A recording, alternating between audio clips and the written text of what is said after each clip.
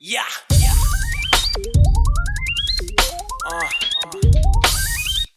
Hey yo, man, it's your time. Man, fuck poverty. Get this money, man. The fuck you gotta do, you know what I'm saying? I can tell you're mad at me. What's up, everybody? Welcome to the Film Leroy the Judgmental Podcast, What's up, everybody? This your boy Phil. and I'm Leroy. Well, we go to Detroit, Michigan. Desmond Burks was charged with first-degree murder, felony murder, larceny, and other crimes in the April 2023 shooting of Dr. Devon Hoover. Now, it was last year in April, but they're talking about it now. Have fun with this one. Shout out to Anton Daniels, because this is where I got this from, because it's Detroit, whatever. So he talked about it. Mm-hmm. So have fun with this one. It's a moment some people have been anticipating for more than a year. The suspect in the killing of Detroit neurosurgeon Devon Hoover brought up on charges including first-degree murder. Thanks for being with us here at 5. I'm Kimberly Gill. And I'm Damon Fernandez. This is a new booking photo issued Now, do my man look like a Fernandez? today after Desmond He could be one of them Dominican brothers or whatever, or Puerto Rican. Burks was But his last name is Fernandez. You don't believe it? His mom probably married somebody or something. officially charged. Remember, he's already held in connection with the deadly beating of a Dearborn man, a full year after Dr. Hoover's body was found. Sean Lay has been looking more into this side of the story, and he's joining us live right now. Sean?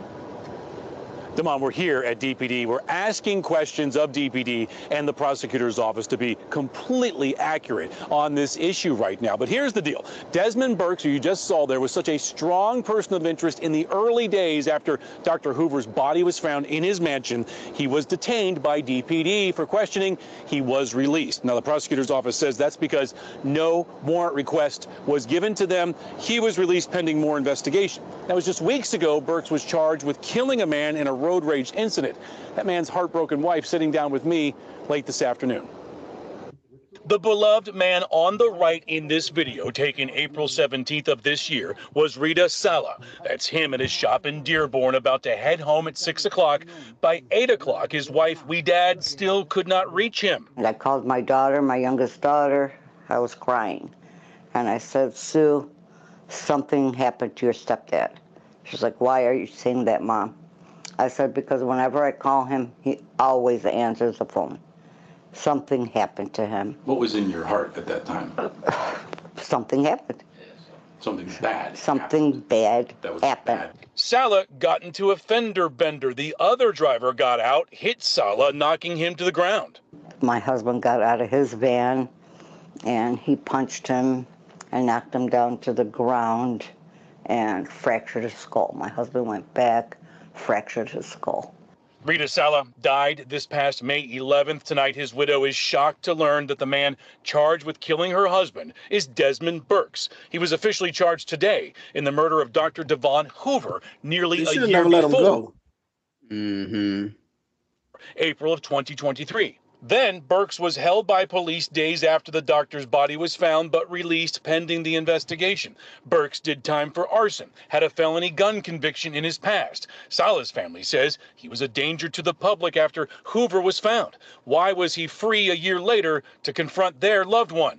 I don't know if it was easier on us that my husband was not shot to death. You know what I'm saying? Shot, rolled up in a carpet, and ditched somewhere. Like Dr. Hoover. Like Dr. Hoover. Remarkable perspective there from a woman who's just suffering the death of her caregiver, best friend, and husband, saying, well, the bright side or the silver lining could be. I have to apologize because I didn't see this one, but I just heard that the Anton Daniels was talking about this case, and I just went to Detroit, one of Detroit's news websites and YouTube, and I'd seen this video, and I got this report, but it didn't talk about what happened with the neurosurgeon. So the neurosurgeon and my man here was fooling around. Yeah, fucking gay lovers. Oh, you saw it? No, I didn't see it. Oh, But I yeah. just assumed that, like, what do they got in common to be hanging out with each other? How he know where the neurosurgeon live and all that? Right. There got to be some fucking weird shit going on. So the neurosurgeon lived in this plush area or whatever, and Mm-hmm. he had jewelry and possessions and all that stuff. My man would come over there. I guess he would pound the surgeon out, and I guess the best belief is drugs coming into play too, because they never mention anything about any drugs and all that stuff.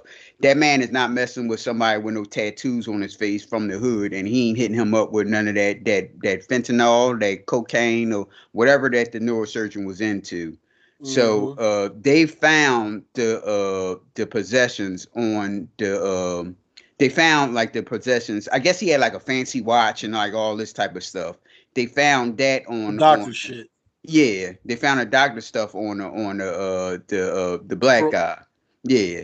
And they didn't put him they didn't keep him in jail because they didn't have the actual proof that he did it or whatever. But now they got all the The GPS man, the information and man is all that dead, and stuff. you got his possessions. That's enough right there you know what I mean, to keep you. Right, but I guess it wasn't enough for them.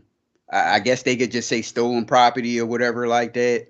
So I guess then after that, that's when he hit the man in a road rage fit. Go ahead out there So and keep terrorizing people. right, so I'm sorry, I didn't that was the most funniest thing that the doctor was being pounded out by the thug, and I guarantee you he got about 5 or 6 kids too. He wasn't wrapped up in a carpet and shot in the head like Dr. Hoover. This was a road rage incident. They're still And like, where would a neurosurgeon and a guy with a criminal record and tattoos on his face, where would they actually meet? Right. dealing with that. So why, here's the big question for police and prosecutors, why was Burks still out after he was detained? Can't hold someone forever, 72 hours, no warrant request because one wasn't ready. So much more investigation had to be done. His past criminal history, guys, came up during the bond hearing for the road rage incident. That's why he got $1 million bond. That's what he's being held on right now. This is a lot, much more on this and from the widow, and DPD says they're answering the questions in a statement. We'll have that at 6 on Local 4.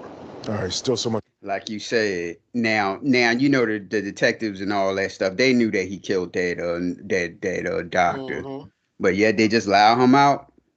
Now that old man is dead. They just allowed you to just fuck up the community. All right, we going to Memphis, Tennessee, where men was lured into a hotel room and robbed at gunpoint. Here's the report. Caught on camera, video shows two men robbed at gunpoint at a hotel in northeast Memphis. Police tell us this happened just after 9 Saturday night. And tonight, police are still searching for the three men involved. Fox 13 Sierra Jordan breaks down the armed robbery. She has the latest information. Two young men came here to Hotel Elite for a party, but that party turned into a robbery after they were held at gunpoint. Now we know Miss Jordan don't talk like this. Just how we get on the brothers. Now we know she definitely don't talk like this. And it was all caught on camera. I couldn't even imagine nothing like that. That's why I don't go to hotels, baby. I got my house. For that type of party, man. That's not the type of party you thinking of. Take a look at the security video. Police say three women invited two men into a room for a party at Hotel Elite on Summer Avenue. You see the group walking inside the hotel room. Then three armed men come in and police say threatened to kill other men. Seconds later, one of the women starts recording the men getting robbed. People, they should not, use guns. Guilty too. Guns. iPhones, Apple Watches, and shoes were stolen from both victims. You can't Was walk she around. smiling in the doorway when she was recording? Yes. Being safe. Like, you have to have a gun. And if they see you without it, they look at you like a target. We went to the hotel's management office for answers on their security policy. We spoke to the manager on the phone. I was off. It was on Saturday. You would have to speak with my boss about that, not me. We spoke to a woman staying at the hotel. No, it's not. You can't keep a track of everybody in that hotel room because you don't know what they up to. We can go ahead. I was gonna say, and you can't, regulate who got friends over and whatnot. So you don't know if somebody coming to rob somebody. If they need friends and you thinking they letting them in, shit. Right. Now we all know from what we see on that video, we all know what was up with that's this quote unquote party that they was Okay. my man. Little pay to play party Is what it was. Yes. So they already know they got money on them. Tell about her concerns with security. She did not want to be on camera to protect her identity. They have security here at night though, but that's the thing. I don't like half the time they're here, half the time they're not. And this gate right there is broken. It's trash. We reached out to Memphis police for an update on the robbery. They say they have no suspects in custody, but the investigation continues. If you have any information, How you don't have related to nobody? You what got their happened face here, clear as day. reach out to Crime Stoppers at 901-528-CASH. In Memphis, Sierra Jordan, Fox 13 News. Well, like you said, they did catch the guys. Because the Look, guys... they got... Go ahead. I was going to say they got their face. They got the girl face. They know what number he called to hook up with her and all that stuff. All that stuff can be traced. They're doing a poor job of policing. Yeah, because the guys had another case going on, so they've been looking for these same people. So they found the guys. My thing is, it wasn't a video of that. They just talked about it on their website. But my thing is, you talking about how you found these guys. Where are these girls? Because they are just involved as much as the guys are. Especially if she recording and smiling and laughing and carrying on. Did Right. she have pants on when she was in the doorway? It looked like it was like short shorts. I can't tell. She might have act like she was about to pull off her pants or something like that. And he came in. You can't tell, but they were her legs were showing. Let's just say that, like you were saying. And see, a lot of times they know people as crooks, but they allow them to keep doing more shit so they can get a better case on them. But they're not thinking about the victims that would have not been victims if you'd have just locked them up from the door. Right. So we going to New Orleans, Louisiana, where New Orleans Mayor LaToya Cantrell wages battle in court against a woman who took her for a photo. So this mayor, who got mayor of a major city, two sports teams, and they're going to have the Super Bowl next year. She sued a lady who took a picture of her. Like she don't have nothing else to do in New Orleans. Here's the report. Mayor Cantrell's temporary restraining order against a citizen who snapped her looking lovely at that. That's the bodyguard. Remember the bodyguard that she was well, she wasn't having an affair with him, but that's the bodyguard that because I told you that her husband had passed away. That's the bodyguard there. Look how she just is sitting outside and just staring lovely at this man right here. That's just what I'm looking for. He's more than the bodyguard. is now becoming a full-fledged court battle. Good evening and thanks for joining us. I'm Sharice Gibson. And I'm Katie Moore. Civil court took up the matter today and Mike Pearl's team was there for the fireworks. He's joining us now in studio to explain how Cantrell is seeing the tables turned against her. This is all going against her, right, Mike? Well, that's right, Sharice, Katie. Filing protective orders are usually routine matters, except when you're the mayor, and especially except when the person you're filing against goes on the offensive. There's something more here, and I think we're going to get to the bottom of it. And Bro admits snapping birthmark. These photographs. Birthmark. You know how people have the birthmark on their face. Yeah, but it's like more than just a birthmark. It's like some other shit growing out of it and all type of stuff. Yeah. On April 7th of Mayor Cantrell sitting on the balcony of a French Quarter restaurant with her then NOPD bodyguard, Jeffrey Vappy. The pictures later sparked an internal investigation against Vappy and led to him being removed from the mayor's security detail.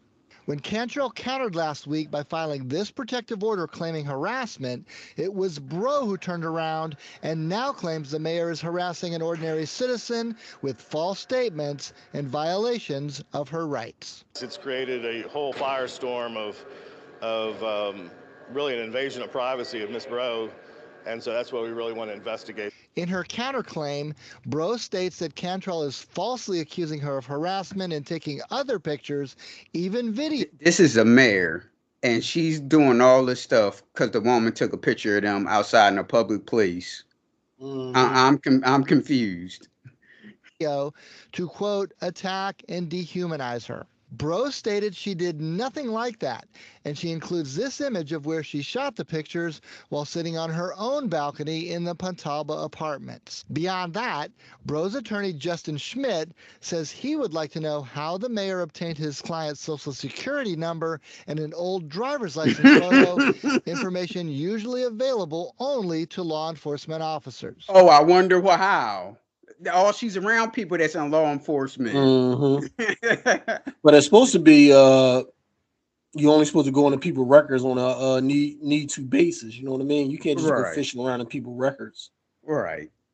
There were some documents attached and some, I guess, statements within the petition that led us to believe that the mayor, there might have been a little inside baseball there, and that the mayor was privy to some documents that a regular citizen couldn't have access to. Veteran attorney Craig Mordock says Cantrell may have some explaining to do. It raises a lot of questions as to how she got that information, and the mayor is going to have to testify under oath how she got that information. Now, Katie and Charisse, the mayor's explanation could come as early as June 18th, the next court date in this dispute after today's hearing was continued. And while Cantrell wasn't available today, we did get a written statement from City Hall that reads, in part, the City of New Orleans reaffirms its original statement that Mayor Cantrell, like every citizen, has the fundamental right to safety and the ability to take necessary legal steps to protect herself and her family. Okay. Well, as they said that she was going to court back in June, well, our girl lost the case, and here's the report on that. I think it's a great day for the Constitution. I think it's a great day for the citizens And my man should always keep his glasses on, too. in New Orleans. You need to get some surgery. You talking about glasses? Reaction from the Skin attorney who graft or prevailed something. over Mayor Cantrell in court today. On paper, it looked like a mismatch between Mayor Cantrell against an ordinary citizen who took her picture with her police bodyguard. But after a hearing in civil court today, the citizen prevailed and the mayor's request for a restraining order and claims of harassment were dismissed. The investigative reporter Mike Pearlstein was in court for this legal battle initiated by the mayor. I would love to have as much time on my hands like this. I'm serious. Like, you're the mayor of a city and you got time to taking this woman to court over a picture she took in public. It wasn't that it was like in her room or something like that, or hidden cameras, anything like that. She took a picture of y'all in public, and you gonna harass this lady and have her social security number and driver's license photo and all this stuff? Come on now. If I had enough time on my hands like that, you know the stuff that I can do. Now joining us in studio, Mike, what's next on this case? Well, Charisse, the restraining order is dead, but there are still high-stakes issues for Cantrell, as well as Jeffrey Vappy, the NOPD bodyguard, who was recently removed from the mayor's security detail after these pictures surfaced. It's very hard for me to now live where I live and feel safe from the things around me and from people that may retaliate because she is the mayor of New Orleans. That's Ann Bro, the woman who took these pictures of the mayor and her police bodyguard, Jeffrey Vappy, from her apartment in the Pontalba in April. The photos led to Vappy being removed from the mayor's security team following a complaint by the Metropolitan Crime Commission. When they see something out of the ordinary, or they see something that should be addressed publicly, especially when you're talking about city employees fraternizing with the mayor, an already precarious position, that no one is above the law. Today, Civil Court Judge Bernadette D'Souza dismissed the mayor's request for a restraining order that alleged harassment and stalking by Bro. This was never about me stalking the mayor or chasing the mayor.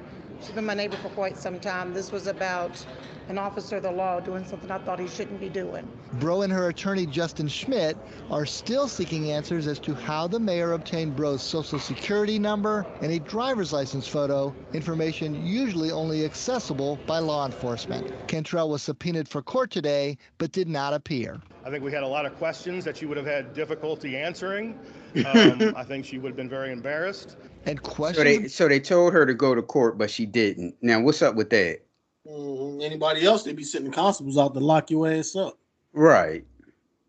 About Vappy's activities while on duty remain under internal investigation and have expanded to include this 2022 photo of he and Cantrell drinking wine at another French Quarter bar. They sure are having fun with each other. And I bet you this was on his time too. I bet you he's on the public's time where he's supposed to be bodyguarding her or something like that, but instead they drinking wine in a restaurant. Jeffrey Vappy's got his hand on a glass of wine while he's holding a gun on the clock as a city Oh shit! I said it too. He on the damn clock. employee. That has all kind of ramifications of trouble. Cantrell's attorney, Eddie Castang, No, it didn't. He been doing that. did not address the lingering questions for the mayor. The mayor accepts the ruling of the court and is ready to move on. Now, the mayor's office issued a statement that reads in part, now that this legal proceeding has taken place, there is greater awareness that the mayor needs to be treated with respect and dignity and be able to have a safe quality of life for herself and her family. Sharif? Okay, you worried about that, but the guy's on the clock and y'all sitting at a restaurant drinking wine. Well, we going to Houston, Texas, where Thaddeus Talbert, a Houston therapist, is accused of trying to strangle a patient he was dating. Have fun with this one. Here's the report. And only on 13, a woman claims her therapist turned lover nearly killed her when she tried to break things off. She says he broke into her apartment and pulled a gun on her. ABC 13's Alex Bazargian is live after speaking to her about the traumatic experience. Alex? Jaya Scales says Thaddeus Thornton was counseling her young son through an ADHD diagnosis. She says he then encouraged. Is she doing a news report or is she going out with her girlfriends and drinking? One or the other. I'm confused. Killing two birds with one stone. I guess, yep. Her to seek help. She says after their sessions, he would make passes. Well, I give her a pass because as you see the degrees there, it is 99 degrees out there at Houston. So, I mean, like, I ain't never seen a reporter like this with a little tank top. At her, and that's when they became intimate. But she said Tolbert was never violent, not until she tried to walk away from the relationship. When she did that, she says she ended up bruised and battered. How did I get here? Like, it's a question. Like the Bad Boys. Right, like knock it off. You knew what was up. Jaya Scales has been asking herself since April. That's when she found herself ending a relationship with her therapist turned lover. He was sitting on the couch. I was sitting at his desk. We were talking, and I just said, "Hey, like, And no, ladies and gentlemen, that's not the judgmentals with the audio issue. It's like so much stuff going on. That microphone need to be close to her face that you barely can hear. I just don't want to continue this, relationship with you." And he snapped. Thaddeus Tolbert, who Scales says is 6'5" and roughly 350 pounds, allegedly pushed her up against a wall. Then she says he pulled a gun out of his waistband and placed it on the table. All of this taking place at his former office on the Southwest Freeway. He did all this because you wanted to end the relationship? He threw away his fucking career for this? Right. Now, do you believe it? Yes or no? I think it's some gray areas, little extra salt she putting in on the story. Court documents say the two were interrupted and Scales escaped. Thaddeus told escape. Would she jump out the window? Escaped. It was what happened later that afternoon that landed the licensed therapist in court. In this case, the complainant stated the defendant started to choke her out and kissed her while doing so. Over time, Scales grew. Could that be the type of sex they had? Probably. She's not that big of a chicken. She got some dude that's 6'5", 300 pounds. Right. Of Tolbert and believed he was seeing another woman, and that woman had a child on the way. She says it's what prompted Tolbert to return the same day and bust into her apartment. Scales says he was armed and angry. He pulled out like his gun to put it to my head. I pushed it down and he like hit it back up so it hit me when he came back up. And then I was just begging him like please just leave. Please just leave. Oh, please. So look, it's like a gated, secure, private, upscale hotel or apartment complex. So how was he able to get in there and get to your apartment? He broke in. Right. The front desk let him in because she said it's okay or whatever. So he put a gun to her head, and she's like fighting with the gun like it's a damn movie or something. What the hell is going on here? If he did all that, pounds, there's no fighting going on. If he did all that, then he's an idiot. Like you said, can mess up his damn. He went to school and all the sacrifices of studying and all that shit. Probably got student loans and everything. and he's going to jeopardize everything he worked for her, with a woman with a child with ADHD, and she probably ain't all in the best of mentally up there anyway. She ain't mentally sharp anyway. Talk about how did she get here? You know how you got there. Exactly. Banging your fucking therapist. That's how you got there. Right, and which is a big conflict of interest because the kid going there. You know what? Like you just had to give him some. All the men out there to date, and that's who you want to mess around with? Your damn therapist son? I mean, your son's therapist? Kill you. I'm going to kill us. I'm going to kill us both. Scales says she and Tolbert had a brief struggle over her phone and then he left. He was later charged with aggravated assault and burglary of a habitation. Now in a state of reflection, Scales feels ashamed but compelled to speak out. I was really caught off guard. I didn't think someone like this could be so capable of this because he's a mental health professional, because he's a therapist, because he's active in the community. As embarrassed as I am now, I have to do something because I could have died in here with my child. Scale. Your fault. You should have never been involved with him anyway. And you put your kid in that position. Right. Feeling like Tolbert. Oh my God, I'm just so embarrassed. Tolbert intended to manipulate her all along, but she's trading in the word victim for survivor. I feel like at the initial guilt. Yeah, he probably heard you talking and going on what's going on in his head is like, oh, this girl is nuts. I definitely can get some of that. And one thing lead to another. He probably did have a girl and a child on the way. Actively blaming myself.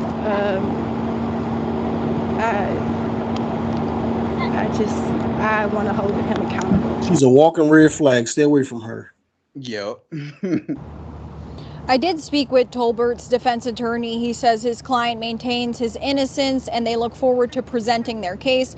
As far as Tolbert being a practicing therapist here in Texas, it says his license is still active. We did reach out to find out if he's able to see patients, but we haven't heard back. Boy, if I was his parents, I'd be highly upset. Like, you going to jeopardize everything you work for that? You must be kidding. Well, we going to Gwinnett County, Georgia, where Marcus Gregory, a USPS mailman, used illegal drugs in a work vehicle, stole mail, and dumped the mail in the woods. Here's the report. I would have gave him a street entrepreneur, but he messed it up. A Gwinnett County mail carrier is accused of getting high on the job while stealing mail, then dumping it in the woods. Channel 2 Gwinnett County Bureau Chief Matt Johnson talked to neighbors who wondered where all their mail went. This is extremely serious. These are some of the pieces of mail that Gwinnett police say they found dumped and stolen by one U.S. Postal Service mail carrier. We had a large amount of Gwinnett County citizens who were not getting their mail, so we decided to investigate them. Last week, undercover officers arrested 33-year-old Marcus Gregory after they followed him at work. They say they saw him dump mail along Highway 316. Police also found drugs in Gregory's post office work car and charged him with driving under the influence of drugs. They searched the vehicle, they located a handgun inside, and a large amount of mail that was not delivered. The U.S. He said, fuck this. Well, what was you doing all day? What was you doing all day long, then? PS Inspector General reached out to Gwinnett Police after getting complaints from Decula residents about missing mail. Police say they found 215 pieces of mail in Gregory's personal car at the post office on Fence Road, along with more mail at his home and in the woods. And federal charges may be pending in this case. However, as of right now, he's just charged on the local level for stealing the mail. Again, is that, but like, even if it's my mail, I may not know. Tony, I don't know what's going on with this, the audio and all that stuff. You hear the damn highway, and you could barely hear the man talk. Because they're right off the highway. Lowe lives in the Decula area and says he's relieved the stolen mail was recovered. He said, you know what? I ain't received my check. There's more of it out there that we don't know about. Police don't believe Gregory was after any money, but it's unclear why so much mail never made it where it was supposed to go. Yeah, there are bad apples out there, but I don't blame the system for that. Oh, Gregory can't deliver mail. So, all right, y'all, we get out of here. You can reach us on Facebook, Twitter, TikTok, and subscribe to our YouTube at PNL Judgementals, Instagram at _judgementals, or you can email us at pnljudgementals@gmail.com. All right, Phil. All right, y'all. Peace out. Not my Facebook, comments on my photos. That's why I stay on the low. Most of y'all is associates, so I be on my dolo. Hold up, whoa, hold the phone. You think all I